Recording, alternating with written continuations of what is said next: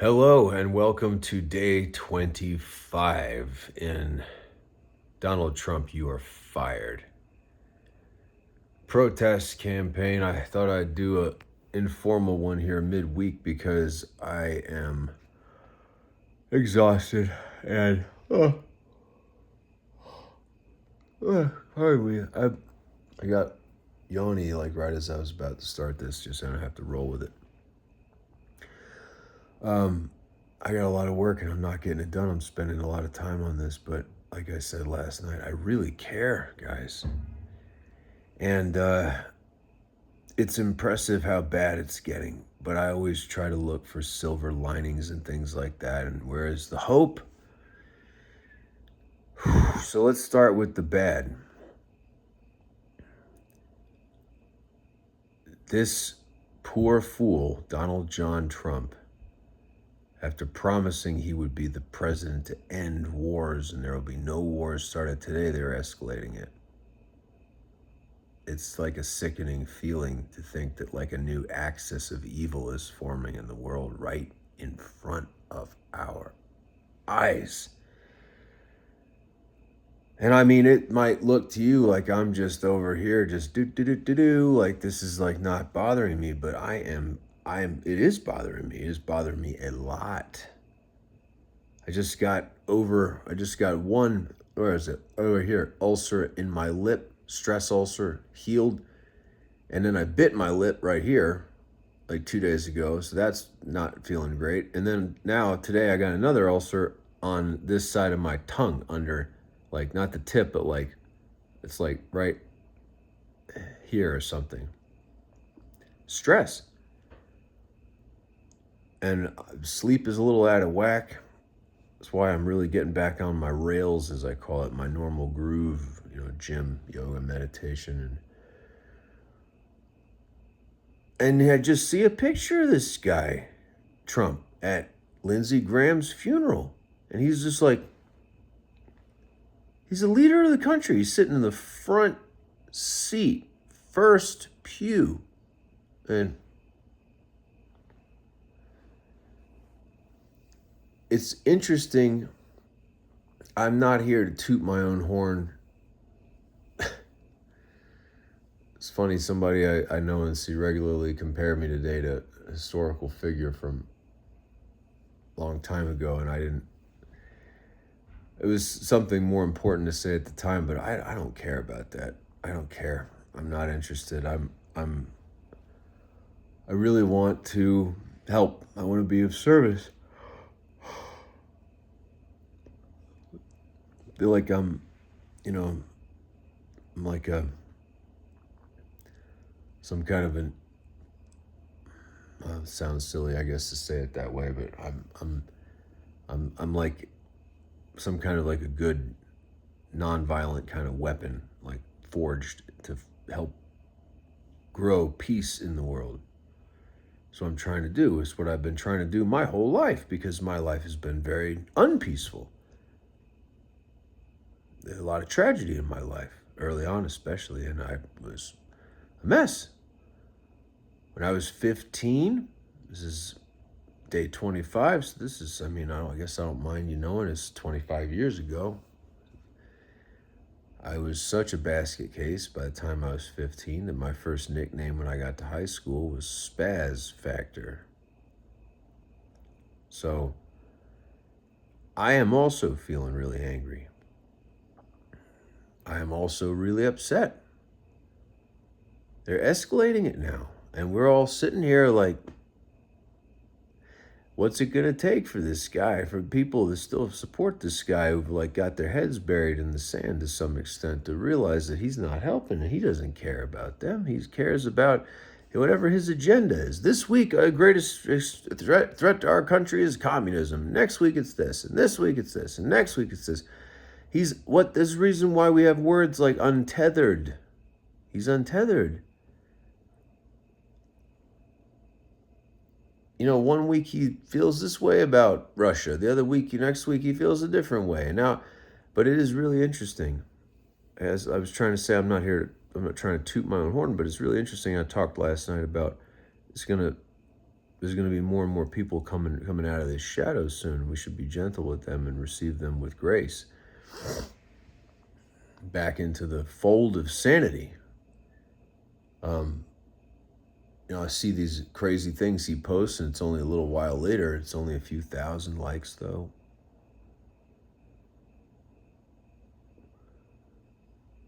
And I know he sees that. If he read my words on Twitter enough that he altered his behavior on national television the next day, true story, watch day 1 if you want to see proof of that. Proof enough that, well, clear and convincing evidence. I don't know if it would quite go so far as to say beyond a reasonable doubt, because I don't know what I'm dealing with regards to reasonable people now. But it's pretty hard to look sideways at it and squint. But here we are, and it's like, we've got these problems, and it's like they're taking the money that we pay to this government, and they're just using it for stupid things like making bombs. Should be making like things to cook for people with, and making meals for people, and making instruments that people can sing and be together again, come back together as a country. But they're lost. They're totally lost. It's all money and power and agenda, and we'll do this for you if you do this for us. And it's infuriating. It's so infuriating. My body is like reacting to it. But I was talking last night about there's a rift in his base, and today there's an article in Wired about a social media influencer. I don't want to say her name. His initials L. But how there's this rift in his support base, and I was just kind of like, I didn't read about that. FYI, I didn't read about that before I saw it today, and I was just like, dude, that's wild. Because I'm walking around half the time being like, man, I feel like I don't know, like I'm walking around Wonderland or the Truman Show or something at this point. This is crazy. I feel like maybe it's wild to think, but maybe I died about 10 years ago, and this has all been some kind of wacky nightmare turning into some beautiful dream here, because this is getting real crazy mystical all of a sudden. It's like, man, I do think that he's losing support really quickly, and that not really anybody around him is telling him. But I saw this picture of him slumped over, passed out at Lindsey Graham's funeral, and in the picture Marco Rubio is looking at him, like very sternly, like this. Like somewhere between concern and frustration, it looked like, on his face, in my opinion.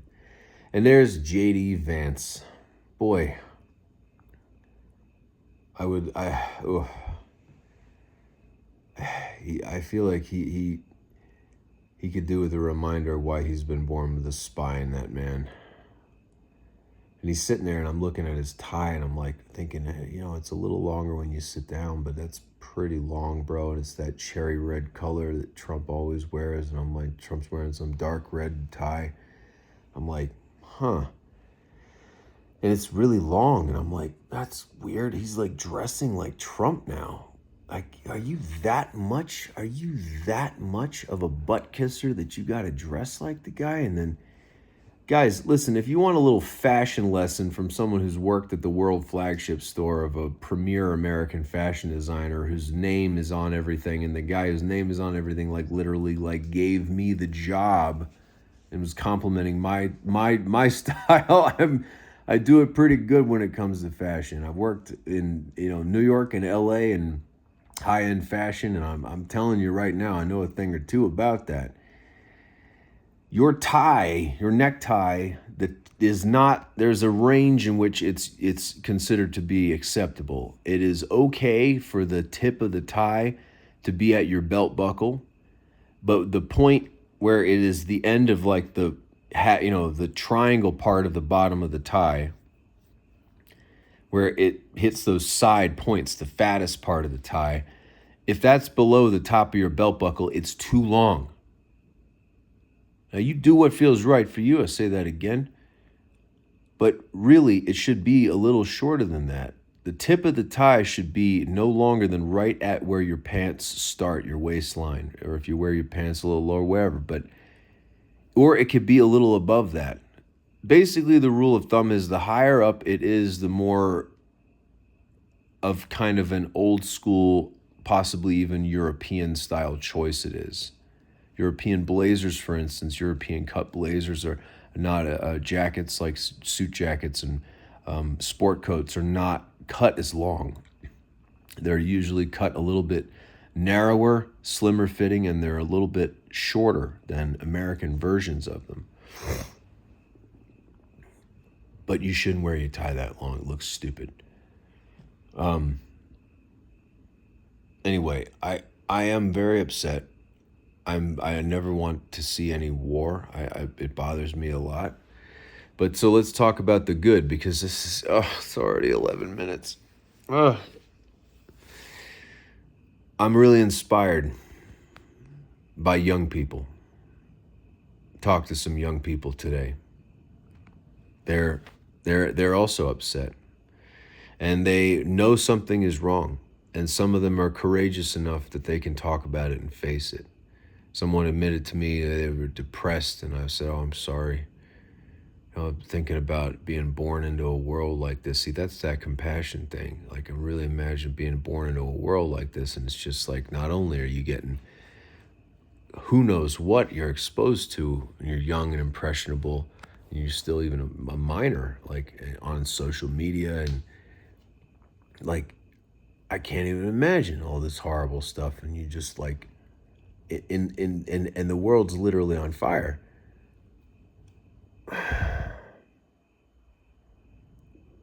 But I'm inspired because a person admitted to me they're angry. It's way better to be angry than to feel nothing, in my opinion. If anger makes us do something that doesn't hurt anyone, especially not ourselves, then it can be a good thing in the short term. It is not good for us to be tense and angry like that. That's unhealthy long term, causes problems, medical problems, to be pumping all that cortisol around in our blood. But I'm inspired because people nowadays, even people who aren't even actually adults yet, legally adults, can't even vote, they're aware that something's wrong. Then they're starting to, stand up and talk about it more, even with somebody who's more than twice their age, which is amazing to me. It takes a lot of courage. So I don't think this is going to work, because every year a whole new huge batch of these younger people. It's at the tail end of Gen Z right now, and some of these kids I've talked to kids that are like 14, 15, whole crowd of them. I won't go into that right now, but by the end, first they were kind of laughing at me over what I was saying. By the end, they realized I was trying to help them, and they were fist bumping me. And the next time they saw me, they came and sat down and talked to me again. They're smart. They know something's wrong, and they might be struggling and feeling depressed, but they're talking about it. They're willing to face it. I know people in their late 20s can't even discuss this. I won't discuss it. Can't face it, or are cynical and jaded and using people and going into transactional relationships. I'll do this for you, you do this for me kind of thing, like you see out in LA. It's disgusting to me. Again, do what feels right for you, but I've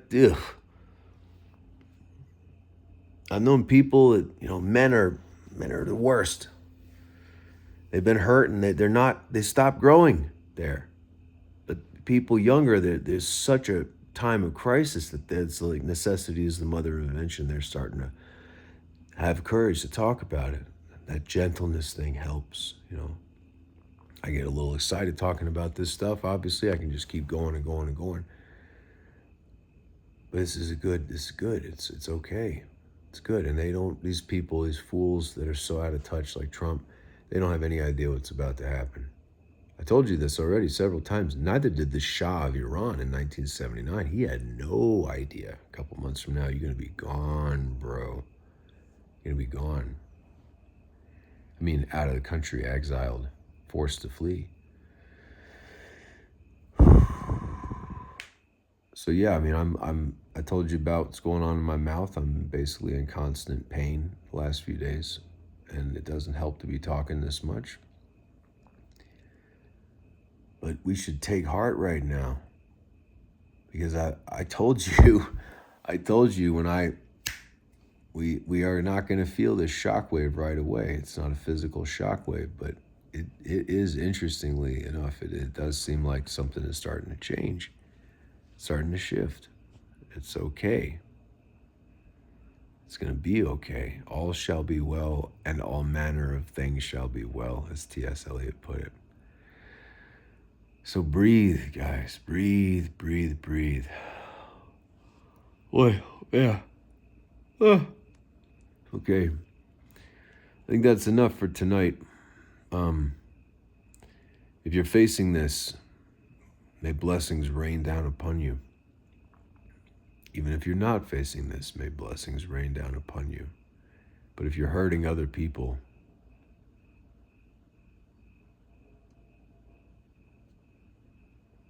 I don't wish you ill, but shame on you.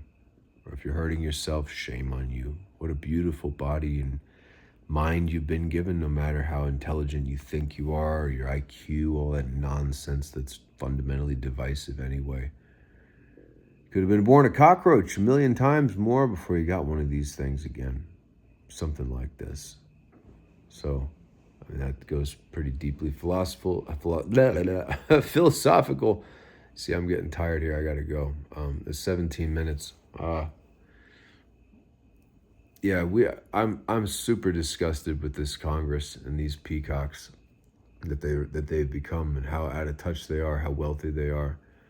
You look at Trump, like what is he interested in? He doesn't really care that much about, the family of 5, family of who knows how many, family of 3, even struggling to feed their kid right now. Is getting charity groceries and stuff like that. Or even the single people, the bachelors who can't even get by. Because we're living in this slow motion economic slaughterhouse, living in this vice script that's tightening over time. It's like slow torture. So if you're facing it on any level, that takes a lot of courage. Power to you. Bravo to you. Namaste to you. I bow to the light inside of you is what namaste means. That's all it means. Yeah. Yeah. If you're watching this, let's just take a breath here. Just how about 2 more?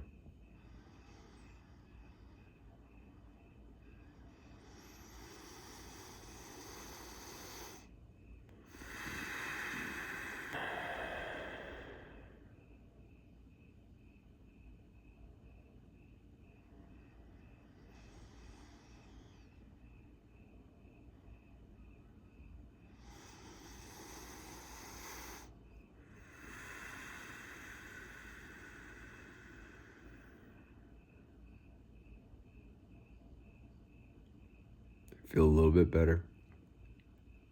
Just a little bit. A little bit. It's going to be all right.